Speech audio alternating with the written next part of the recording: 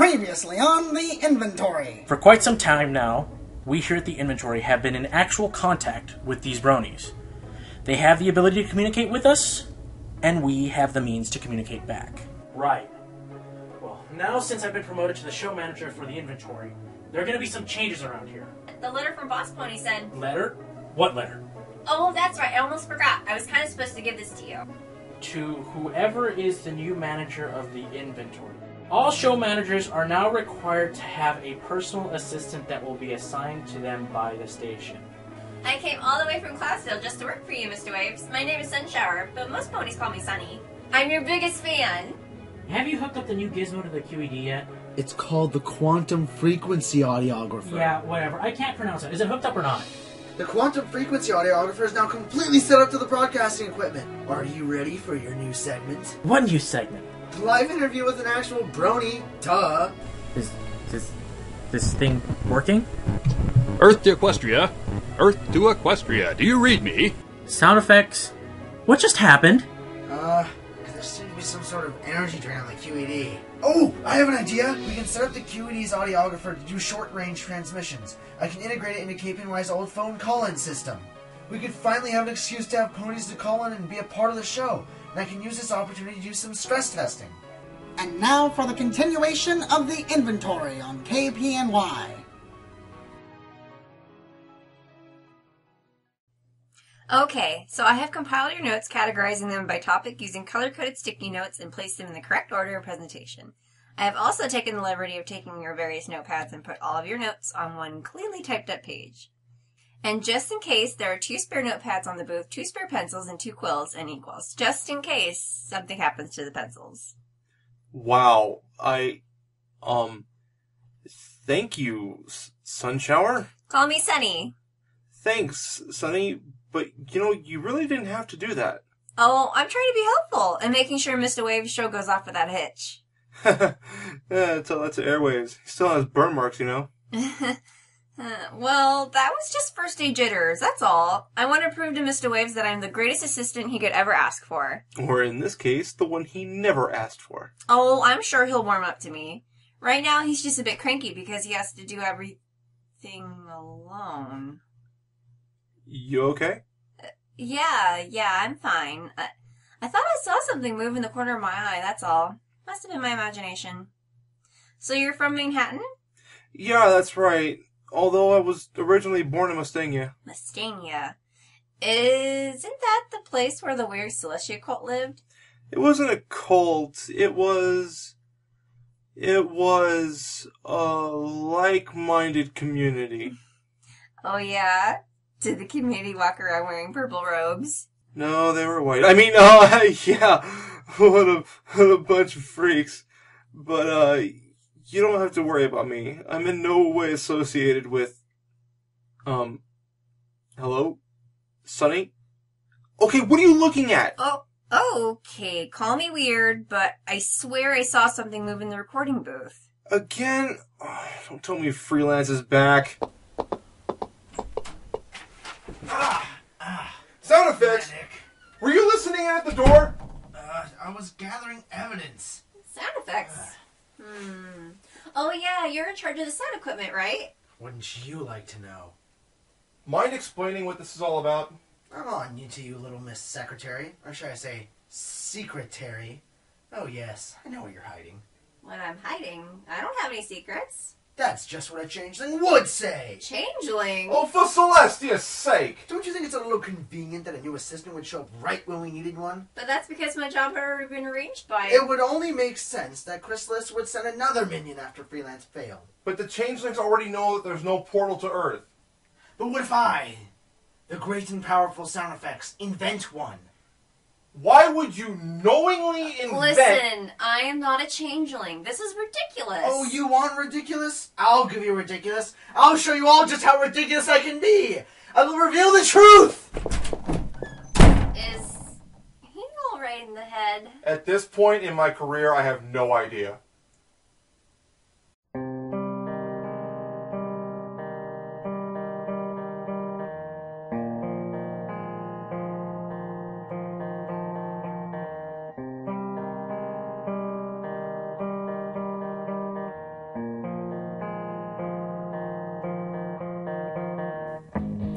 What's up, all you home ponies and brony dogs? This here be the inventory on KPNY Radio, where the illest jams are in the hizzy.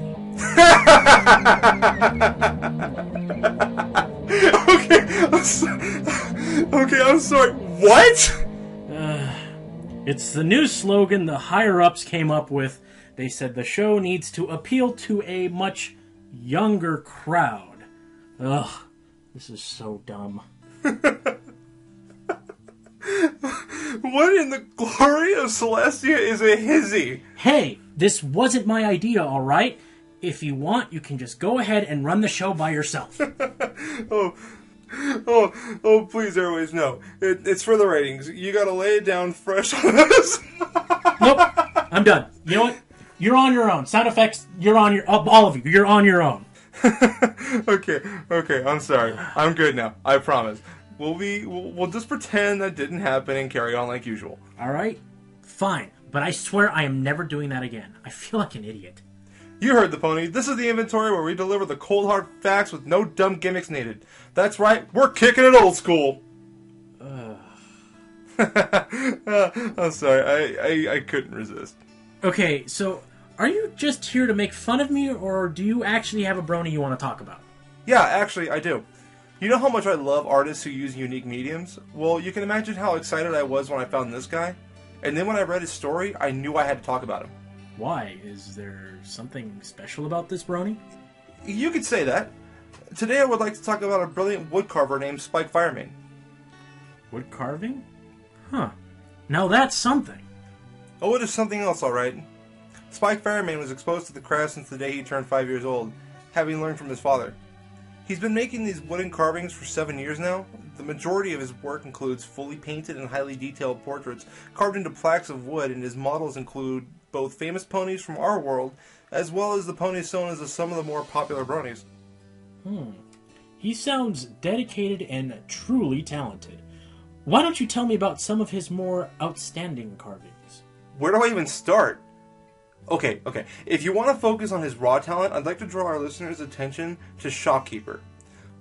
A carving depicting the proprietor of a curio shop in exotic robes with the infamous alicorn amulet on display behind him. For this piece, he had to work in very tight areas to achieve the detailed work that went into it. These carvings are a lot harder than they look, too. By the sound of it, he has quite a lot of pride in his work. I can almost imagine hanging something like that over my mantle. Well, a great deal of his work has been sold at charity auctions amongst several brony-ran events. Shopkeeper, for example, sold for $450. Wow. And all that went to charity? I'm genuinely impressed. Such an act requires some very big hearts. Not just from SpikeFireMane, who generously gives away his work like that, but also to the bronies willing to give away so much money for worthy causes. Oh, the lengths that bronies will go for the greater good is very humbling. Other examples of SpikeFiremane's carvings have sold for high amounts as well. A carving of Princess Celestia's pet phoenix, Philomena, raised $500. And surprisingly enough, a simple carving of Lyra Heartstrings raised a whopping $700. Between 2 years of the brony's largest convention, he was able to raise $3,000 for charity. That has to be the most impressive and heartwarming things I have ever heard on this program. Anytime that any pony, or human for that matter, is willing to sacrifice their time and their energy for selfless reasons beyond just themselves is a very beautiful thing.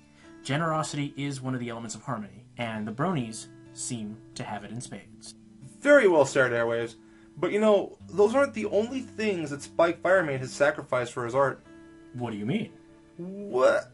Well, I'll tell you right after we take a break. The suspense is gonna kill me! Seriously. Why can't you just tell these things before we go? You know what? Fine then. Here's a word from the ponies entirely unlike the bronies, who are just trying to make a quick buck for their selfish pockets.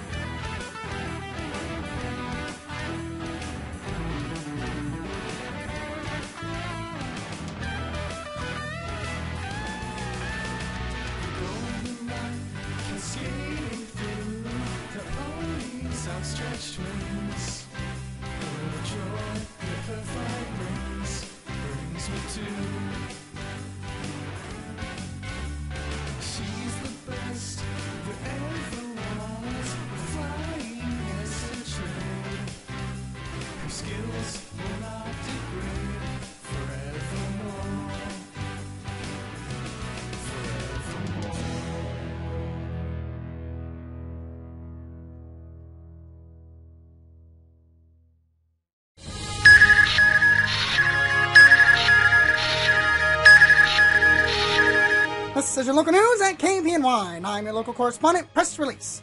Recent malperformance of magic by certain purple mare causes several frogs to turn into frog-orange hybrids. Resident scholar states it will taste like chicken, but packed with all the daily requirements of vitamin C. Details at 11. I'm Press Release.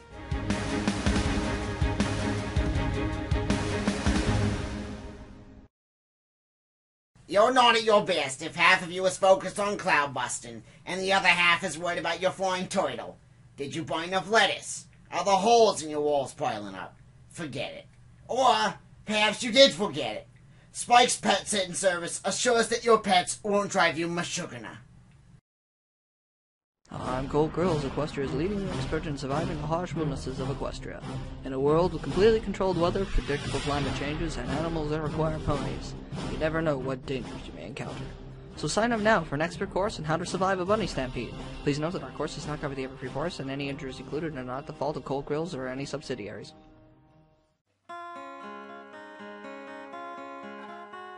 Welcome back, every pony and every brony, to the inventory on KPNY Radio, Ponyville's radio. And if you're not listening to KPNY, then you're probably not listening to the radio. Ha! That felt so good! Okay. So, before the break, Cover Story has been telling us about a brony woodcarver named SpikeFireMane, and all of his work has impressed me tremendously. So, now that I have to know, what else can we expect from him in the future? Well, as I said, SpikeFireMane has been exposed to wood carving since he was since he was a child, and so he has gone to great lengths to master his craft. In my interview with him, he even told me how back when he started, they didn't use gas masks for when they spray painted the wood. He said he figured he hasn't been using them for 25 years. No point in starting now, right? Talk about throwing caution into the wind. Then again, I always used to wear a helmet while flying underage. Good thing I never crashed, or I would have ended up in a pretty rough spot. I remember this one time when I was 6, I was flying near the Coliseum, and then was that my 7th birthday party? So anyways, like I was saying, SpikeFireMane is very dedicated, to the point where his heart has become self-detrimental. What do you mean? What's happened? So much wood carving for so much of his life has really taken a toll on his hands. He began to suffer from severe inflammation in his hands to the point of physical pain. It is truly unfortunate, which is why I feel that more ponies need to know about him and what he does, and all the money he's raised. But fret not, because the condition thankfully isn't permanent and can eventually heal, but only if he limits the amount of work he does. He still intends to create his works of art and continue to provide them for charity auctions. However, they will become fewer and farther between. Now that is some dedication. And he has big plans for when his hands have properly healed. One glorious comeback he told me about was his plan to create silhouettes of 3 pony types all covered in 24-karat gold leaf. They are going to start at $2,000 at auction. That's a lot of carats. And just because he can't make as many wood carvings doesn't mean he's not going to slow down with his contributions. He will continue to enter other high-level merchandise into the charity auctions in the meantime, even if he can't make it himself. Truly a testament to the size of this brony's heart. Well, every pony here at KPNY wishes SpikeFireMane the best for the future, and we hope that he has a quick recovery. And when he is finally able to once again make beautiful wood carvings, we'll be there to appreciate his works and his philanthropy. And I ask that every pony and brony listening to go and do the same. But that's about all the time we have here on the inventory today, so until next broadcast, say goodnight, Cover Story. Good night, Equestria, and good night, Earth. This is Airwaves, signing off.